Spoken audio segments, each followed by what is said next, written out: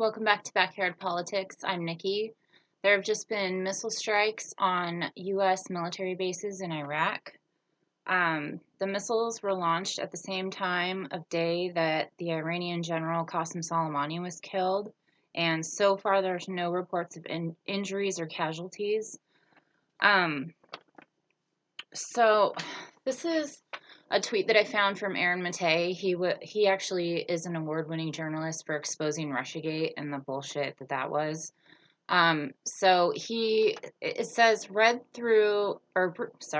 this whole thread on Iraqi PM Adel Abdul Mahdi's comments to Iraqi parliament. This is the key part. If accurate, it looks like Trump duped Iraq and Iran into bringing Soleimani to Baghdad under the guise of mediation so the U.S. could kill him. And he's not the only one that I found this from, but he actually has the proof right here. It says, I received a phone call from Donald Trump when the embassy protests ended, thanking the government efforts and asked Iraq to play the mediator's role between U.S. and Iran, Iraqi Prime Minister said. But at the same time, American helicopters and drones were flying without the approval of Iraq, and we refused the request of bringing more soldiers to U.S. embassy and bases, Iraqi PM said. I was supposed to meet Soleimani in the morning, the day he was killed. He came to deliver me a message from Iran, responding to the message we delivered from Saudi to Iran. Just going to leave that up there for a minute. There was a vote in the U.S. Iraqi parliament, and it was unanimous to expel the U.S. troops from the area. Yesterday, the U.S. sent a letter to Iraq, Iran, I don't know exactly which, I can't remember, but we sent a letter saying that we were going to bring the troops home. Then we immediately retracted it, saying that we accidentally sent that. And that we weren't bringing troops home. The U.S. Defense Secretary Mark Esper said, this is a quote, we are not looking to start a war with Iran, but we are prepared to finish one, end quote. So he said that before the missile strikes. I have footage that I came across yesterday, I believe it was, from Status Coup. They ran into Ben Norton from the Gray Zone out on the streets at a war protest. So this explains exactly what I've been trying to portray to every single one of my viewers, and it explains it better than anywhere else I've seen it. So we're going to watch it.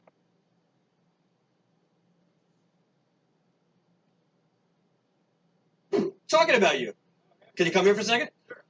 Wow, Dave, that is amazing. So, how long have you been here, and what do you think of this 2003 sequel? On this Earth or at this protest? This and that. Well, by the way, Ben Norton from the Gray Zone. Amazing reporting. You were live last night, which I enjoyed. Thanks. And I appreciate your work, Jordan, always, Status Coup. So, I've been here since the beginning of this protest, and it's great to see so many people out here. I check out all the anti-war protests, and this is one of the bigger ones. So it's good to see that people are rightfully frustrated.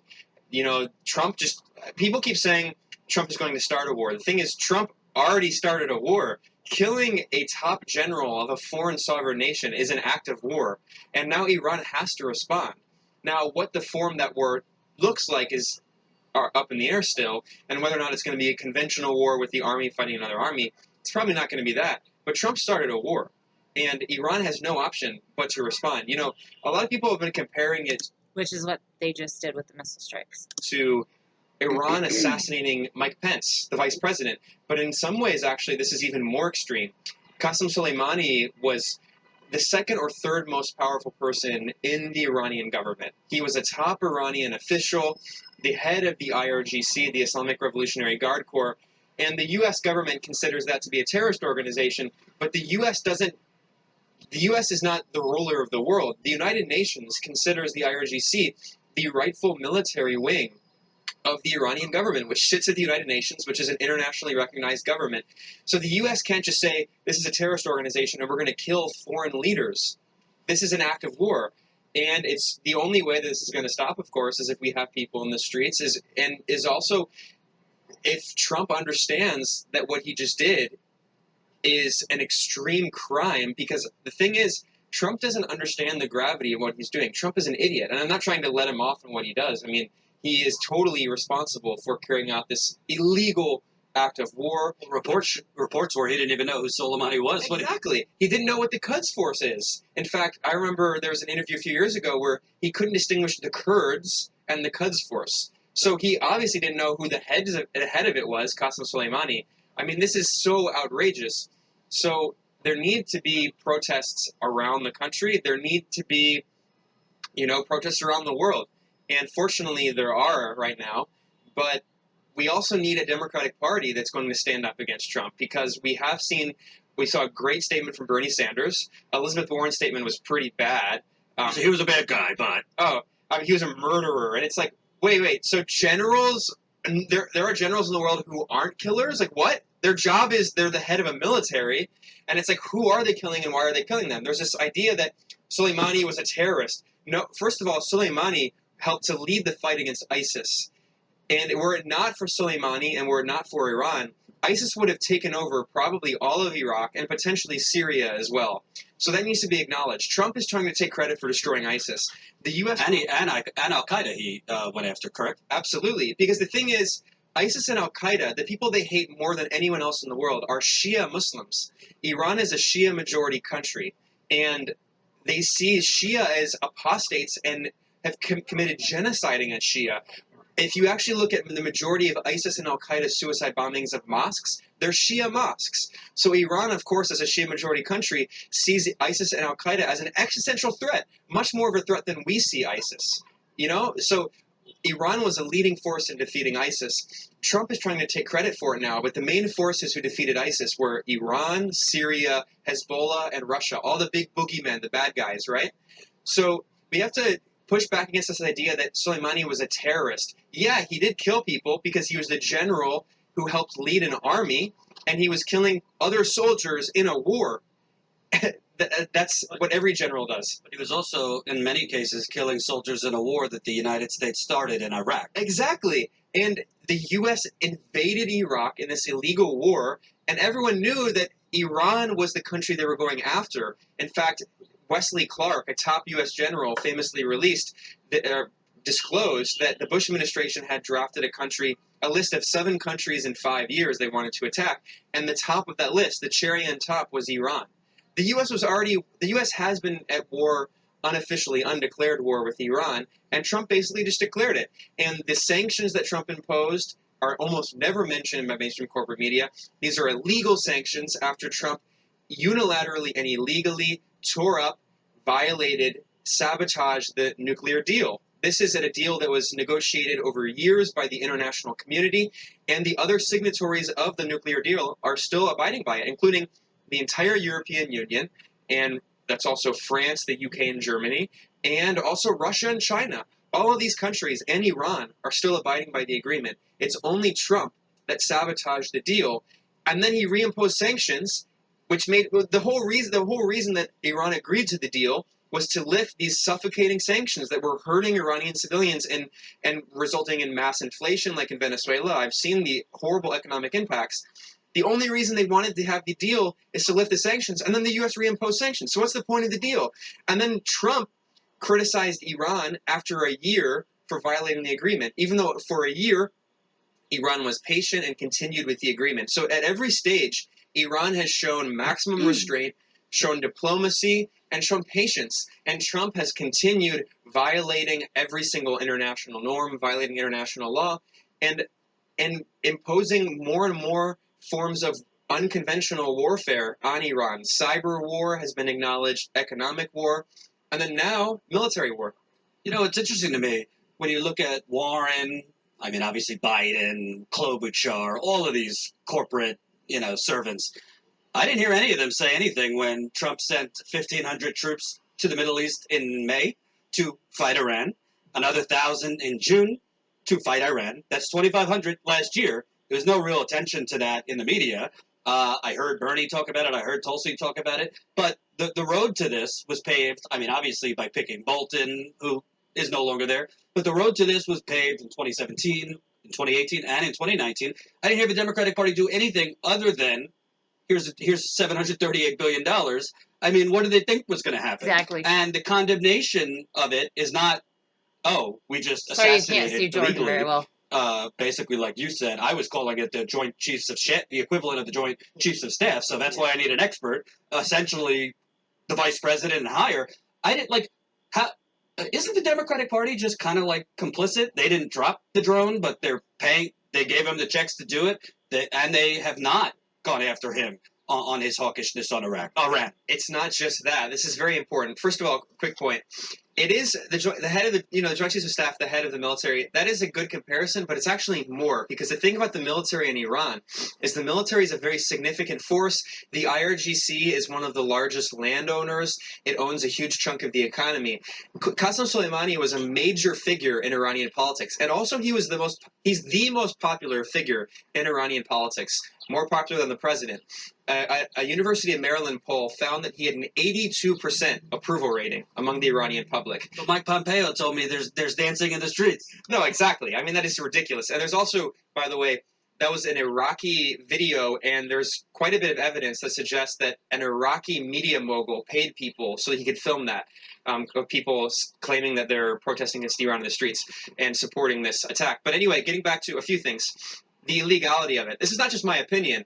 The UN Special Rapporteur on Extrajudicial Executions. So the Special Rapporteur at the UN is the top expert.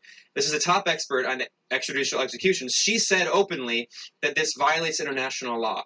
And this is obviously a blatant war crime. And it's an act of aggression. It's a crime against peace, which is one of the highest crimes in the international court. This is starting a war. And so getting back to the Democratic Party, it's not just that Elizabeth Warren's statement was awful. Biden's statement was even worse. And then the worst of all was CIA fanboy Pete Buttigieg. I mean, like, I'm so bad. Which, by the way, the Gray Zone's done great investigative pieces basically showing you that Buttigieg was kind of hatched out of the CIA. The intelligence agencies, the think tank. I mean, it's all of the national security state, which is why over 200 members of the deep state, the national security state, have already endorsed him. This guy who is little known. And I need to commend you all and Jordan for going to Indiana, South Bend, and looking into the racism of the police. And I talked about status quo on one of my earlier videos. I don't remember exactly which one right now, but I talked about Buttigieg never addressed the situation with the racist police. Like this KKK stuff they've been doing, it's so crazy, and no one else is covering it. So I commend you all, status quo. But by the way, this is the fury of independent media, and I'm sure the Gray Zone has experienced this. Every time you actually go and like get in the trenches and break a big story, Trump gets impeached that night. Oh yeah. Or we broke this other story where Buttigieg's police chief basically lied and said it wasn't his police who made the Klan reenactment, and Buttigieg has been silent on it. But that night when we broke that, Trump starts the war. So Trump keeps getting in the way of good reporting. No, exactly. But getting back to the Dems here. So not only that, so when more than 188 House Democrats joined House Republicans in supporting the NDAA just a few weeks ago, this was a $738 billion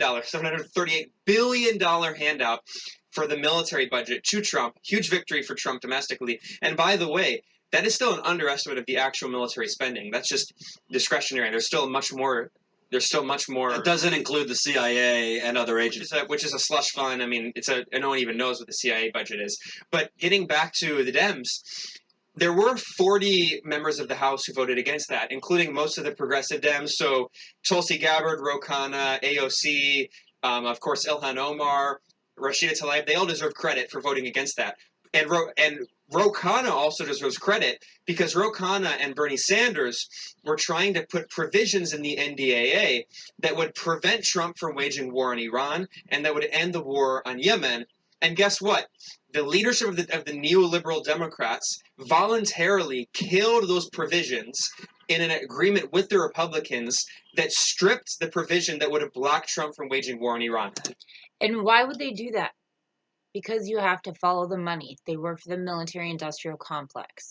Who's that leader? Just so I know. Pelosi, who is now their fake resistance leader. So these Democrats need to be held accountable. And fortunately, for the first time in our lives, really, there is finally a small and growing group in the Democrats who are fighting back. It used to be maybe 2 or 3 people. Now there's 40 people. And there are even some Republicans, and there's now Justin Amash, who, we disagree with on a lot of issues, but he's a libertarian. He's now an independent. He left the Republicans. And on war and these kinds of issues, he's shown leadership and pushing back against these endless wars. So there is a small but growing group. So people need to support those politicians who are fighting to end these wars and hold the feet of the neoliberal Democrats to the fire. And the people that are running locally that also support those ideas, because they will help, excuse me, they will help back up people like Bernie Sanders, Tulsi Gabbard. To the fire up. Like Mark Gamba. Of people protesting, to the people on the street, because they continue to get funding from the military-industrial complex. The stocks of all the big death profiteers, they're called military weapons contractors, but they're actually just death profiteers. They profit from death and destruction. All their stocks are going through the roof as Trump is starting this new war. So, I also said that on a previous episode update on the situation in Iraq, I think is what it's called. I think that's what it's called. So they need to be held accountable. And last question, I would ask this to Warren, Buttigieg, Biden, Klobuchar, all of them. When are we taking out Mohammed bin Salman? If we're taking out bad guys and terrorists and those who kill people, why aren't we taking out him, the leader in the Philippines who is just killing political dissidents? You were just in Colombia reporting. What is the standard for who's a terrorist and who we should take out? That's a great question. The U.S. just backed a fascist coup in Bolivia, and they're murdering and rounding up protesters and dissidents and elected politicians. So, by the way, I should add, I think burning the Amazon is also terrorism because you're going to destroy the planet. Right. So let's throw Bolsonaro in. Yeah, that's ecocidal terrorism against the entire global population, 7 billion people. But by the way, we should also be talking about, speaking of terrorism, U.S. allies supported ISIS. Saudi Arabia supported ISIS. That's not my opinion. A 2014 Hillary Clinton email released by WikiLeaks showed that U.S. intelligence knew Saudi Arabia and Qatar were supporting ISIS. Turkey supported ISIS too. Turkey had an open border, allowing ISIS to cross into Syria. These are the U.S. allies. They're not our allies as the American people. Yeah. They're the allies of the national security state, of the military-industrial complex, of imperialism. And actually, they're the ones who empowered ISIS and al-Qaeda. And Iran, regardless of what you think about its internal politics, you can criticize its internal politics, but externally, Iran, it's an objective fact that Iran's foreign policy is actually fighting terrorism, where the U.S. is encouraging terrorism. And funding right now in Syria, the U.S. is shielding al-Qaeda's largest affiliate since 9/11 in Idlib, Syria. The U.S. is preventing Syria from retaking that territory. And in Yemen, the U.S., Saudi Arabia, and the UAE are allied with and supporting al-Qaeda. And there have been reports by CNN, of all places, acknowledging that U.S. weapons ended up in the hands of al-Qaeda in Yemen because Saudi Arabia and the UAE took those weapons from the U.S. and gave them to al-Qaeda. Yep. Meanwhile, Iran, regardless of what you think about its internal politics, Iran is fighting al-Qaeda, and Iran militarily defeated ISIS. And their general, with the 82% approval rating, is who we just assassinated. So can't you understand why the Iranians would be pissed? Also, they told us to get out of Iraq. We said no. Well, actually, we said, okay, and then we said, oh, never mind. Sorry, my mistake. We're staying. We are asking for retaliation. And now, not just Iran is under attack, Iraq is under attack yet again, because the U.S. attack against Qasem Soleimani also killed Abu Mahdi al-Muhandis, who was a top commander in the Iraqi military, who was the head of Popular Mobilization Forces, which are forces that are backed by the Iraqi state. The Popular Mobilization Forces is the PMF that I've been mentioning in my earlier videos. Excuse me. They're the Iraqi crowd, and it's a group of revolutionary people and just civilians who are trying to fight for the freedom of Iraqi people. And they also fought and defeated ISIS. And he is a war hero inside Iraq because he helped defeat ISIS. So the U.S. is killing foreign military commanders. The U.S. just declared war on Iran and Iraq. Mm-hmm. And now the Iraqi parliament is having a vote this weekend to kick out the U.S. military occupier. Which, this was filmed before that, obviously. It got voted unanimously to kick us out. So Trump... Wait, they've had, in Iraq, they've had enough of us spreading democracy there? Exactly. I mean, believe it or not, the U.S. has been waging war in Iraq, not just since 2003, but since 1990. And believe it or not, the U.S. is not popular in Iraq. The Iraqi people are tired of having war after war going on inside their country. Remember the lies about the WMDs? And they want the U.S. out. So Trump continues to expand these endless bipartisan wars. We need a politician who is going to speak out against these wars. And unfortunately, the only people doing that are these small, largely fringe candidates, but Bernie Sanders could actually be the next president, and he's been speaking out. So it's good to see Tulsi Gabbard, Ro Khanna, these figures, they are becoming more prominent, and they should be supported. And I just want to point out, you would know this, but I'm a Bernie guy. I like Tulsi, but there's some things that concern me. But this is why they have done what they've done to Tulsi. This is why they made her a Russian asset. Yep. And, basically and she's a darling of the alt-right and all this stuff. Because as dangerous as Bernie is, and they go after Bernie plenty, they don't want somebody talking. They don't want the words regime change mentioned on a debate stage. So Tulsi obviously has gotten it quite heavy. There are some things that bother me, but overall, I think her voice is great and really, really welcome, particularly on the debate stages and just in galvanizing young people and more people into the process. But the media and the politicians, this is why they have tried to basically wrap around her head being, a Russian asset. That's exactly right. And of course, no one's perfect. Tulsi's got her issues, but on war and regime change, she's been an important voice speaking out against this ridiculous, endless regime change war, military-industrial complex obsession that is not only destabilizing entire regions of the world, leading to millions of deaths of people in the Middle East, but also costing trillions of dollars. And people say we can't have, how are we going to pay for universal health care? How are we going to pay for a war in Iran? How are we going to pay for another war in Iraq? So she's been good. And also Bernie has really stepped up. He's been very impressive. And of all of the major candidates right now, Bernie is the only one who can be counted on to at least speak out against war. Neither Bernie or Tulsi takes super PAC money or money from the military-industrial complex either.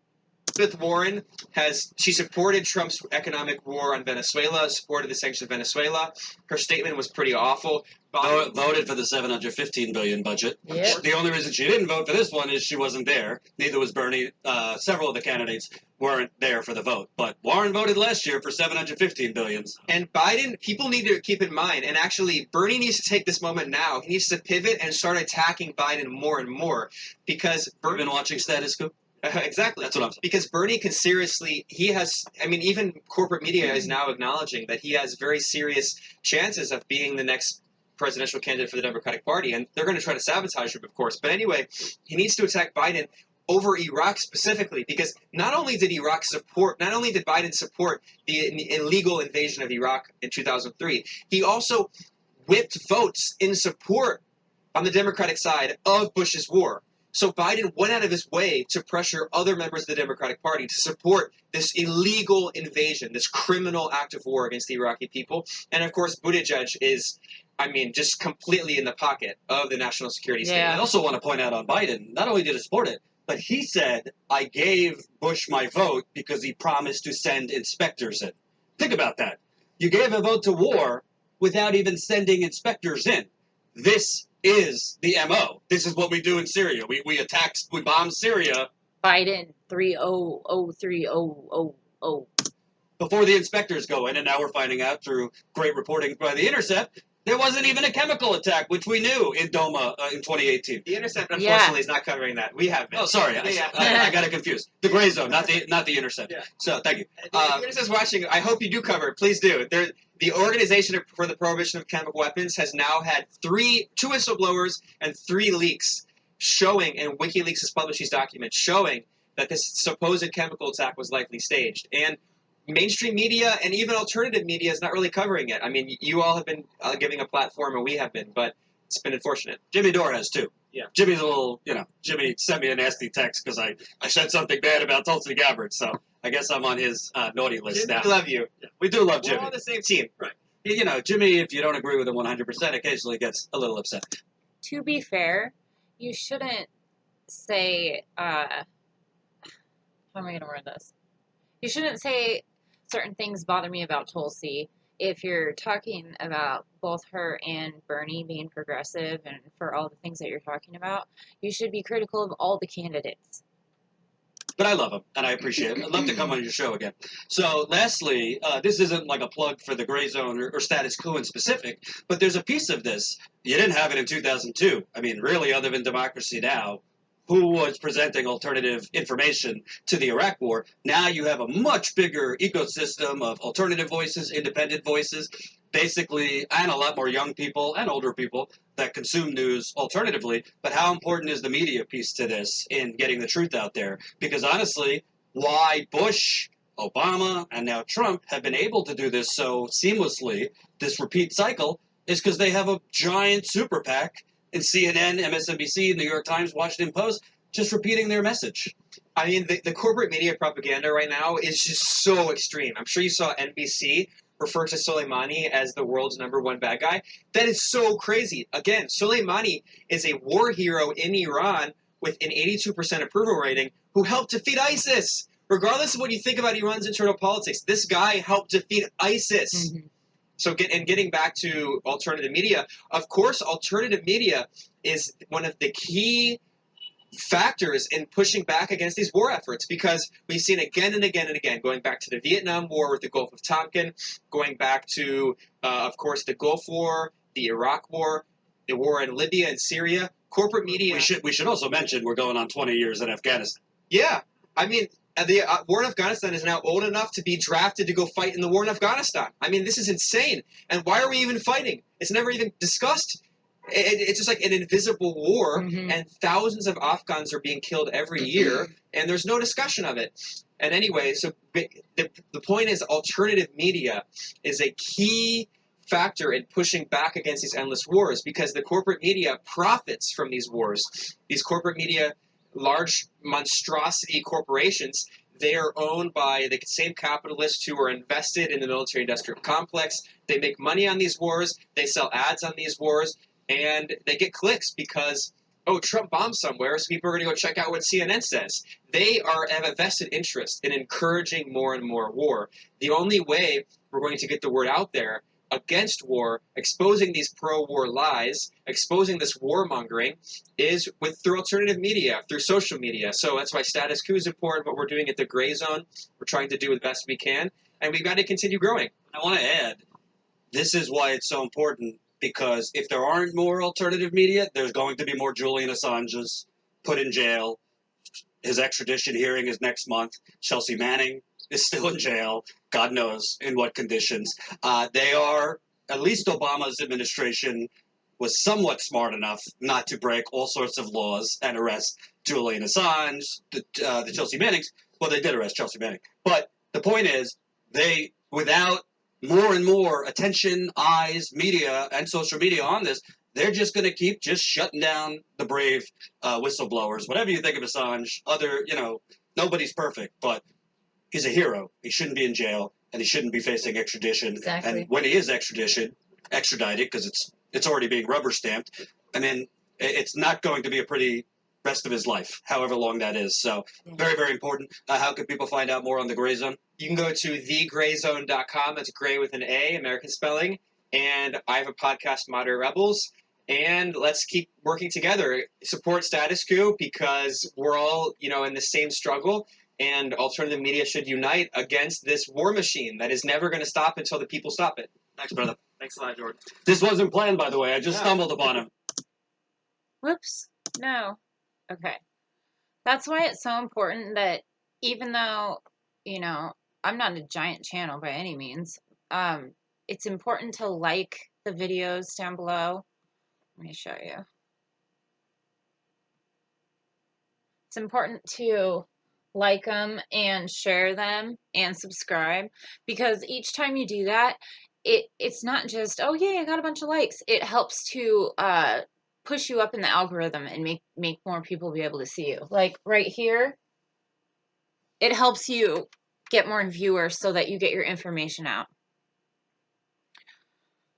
So the last thing I wanted to share with you all is a tweet that I retweeted from Graham Elwood from the Political Vigilante. Iran didn't cause 5.2 million foreclosures, let 30,000 people die every year because of no health care, create homelessness, contaminate Flint's water, give $1.5 trillion back tax break to the wealthy, or kill Epstein, the ruling class that owns DNC, GOP, courts, and media did. No war on Iran. I think it's important to remember that. Anyway, I will keep everybody updated as I get updated, and hopefully I won't have to hear anything or be on here until tomorrow. But yeah, until next time, Medicare be with you.